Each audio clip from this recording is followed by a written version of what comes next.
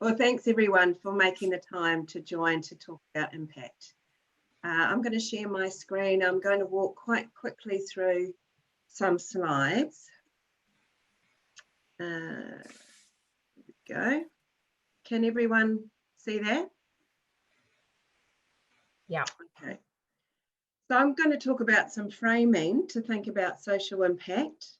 I'm going to share a couple of approaches and some resources for people who want to take this further.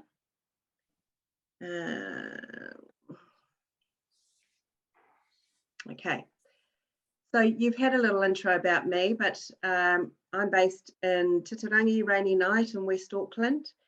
I did learn evaluation by doing it. One of the things about New Zealand is that there aren't any qualifications you can do. There's no degrees you can do an evaluation. There's the odd paper, the odd training, but you really have to learn it by giving it a go.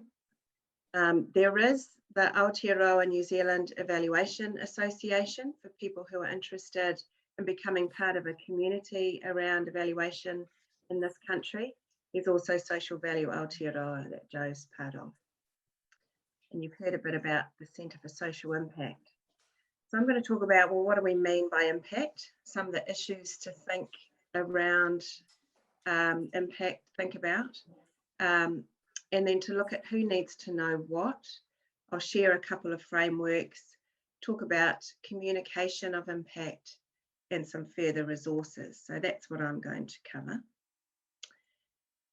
So what do we mean by impact? People are saying, always talking about, so what impact are we making? It's usually used as a catch-all term for the difference that's been made. But there's a lot of stuff that goes into understanding that difference. There's what you put in to what you're doing. So the time, the ideas, the resources, the people, the inputs. And then there's your activity. So it's what you're actually doing. You're usually engaging people, you're doing things with them. Out of that activity and those inputs comes a whole bunch of things. And this is usually, they're called outputs typically. This is usually what is focused on when people talk about impact. It's who's involved, what you're doing, counting things, describing things. This is usually the level that most reporting occurs at. And it's usually the level that funders and others kind of stay at. They want to know what you did with who. Outcomes takes it a step further, leading you into, so what? You know, what actually changed? What new learning occurred? What behaviour change occurred? Attitude change? So what actually changed in the real world? Linked to what you were doing.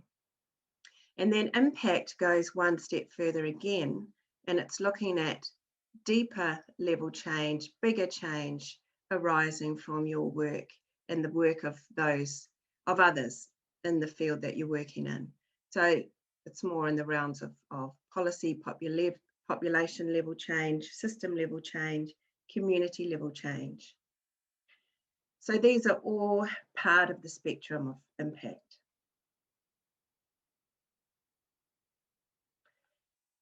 Now, when we're thinking about impact, there's different spheres in terms of the level of influence and control that you have. You have the most control over the inputs that you're putting into something, the activity that you're doing, and what's coming out.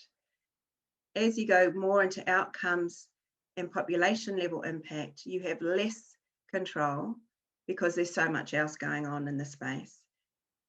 And you're talking more about your contribution as opposed to directly attributing what you're doing to the change that's happening in the world. Some things to think about when looking to understand and demonstrate your impact. So obviously what you're trying to achieve is important, the clarity of intent and how clear that is, how well you are actually crystallizing what it is you're trying to achieve. What does impact look like for you, and whose voices and experiences are being emphasized in that picture? It's typical for funders in particular to want to see impact really quickly, whereas impact can take quite a long time. So looking at the timeframes and expectations, are those reasonable in terms of what you're trying to achieve? Being clear about your direct attribution versus the contribution that you're making, being careful not to overclaim, and being proportionate about those claims you're making about impact. Thinking about the capacity and the skills and resource you've got available to actually get good information around impact, to understand what difference you're making.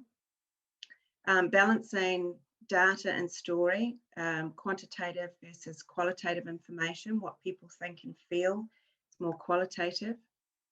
Thinking about evaluation and from the start rather than trying to work it out later on when you may not necessarily been gathering the right information. And quite often people ask for metrics or indicators as a proxy for impact. So people say, we're going to track these 5 indicators, and that's going to be how we convey impact.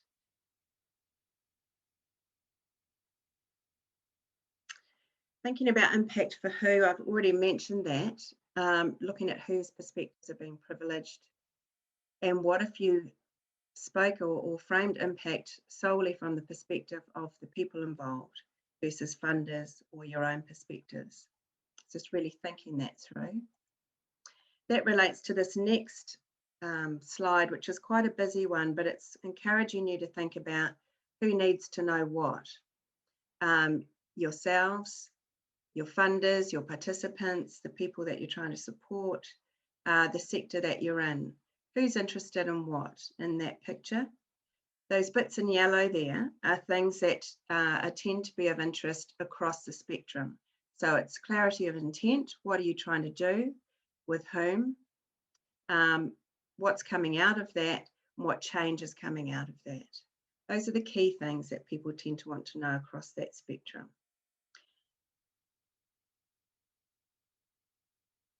So here's one way to look at this, and this is particularly useful for projects and programs where you know what it is you're trying to achieve, and then you can track what happened against that intent. So firstly, looking at, so what did we do?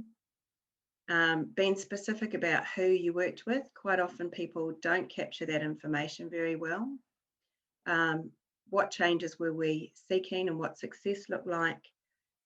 So what is then, well, against that picture of our intent, what actually happened and what changed for who based on evidence.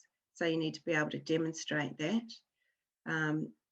What happened, how well did we do our work, what didn't work, what made the difference, and what have we learned? And then the now what is where you apply those findings and consider or be conscious or intentional about what you're going to do differently, who you're going to share those findings with.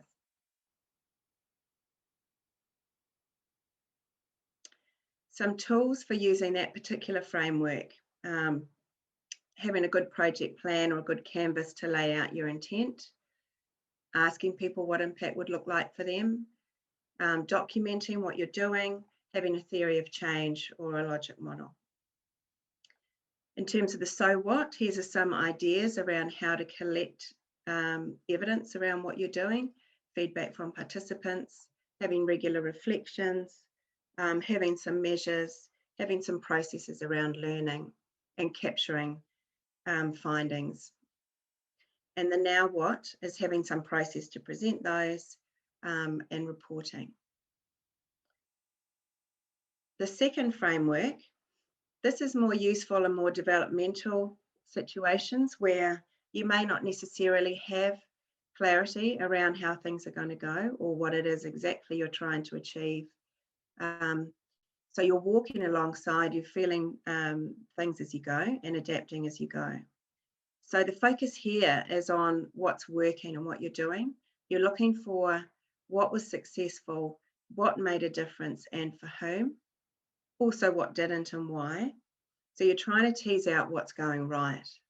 And you're trying to build evidence around that success and to really uncover the evidence around that success. What are you seeing, hearing, and feeling? What are the facts around that? What are people saying? And what are we thinking and feeling about it?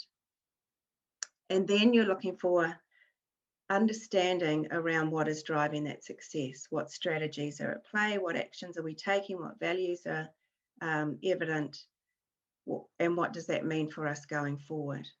This is a link to an appreciative inquiry approach.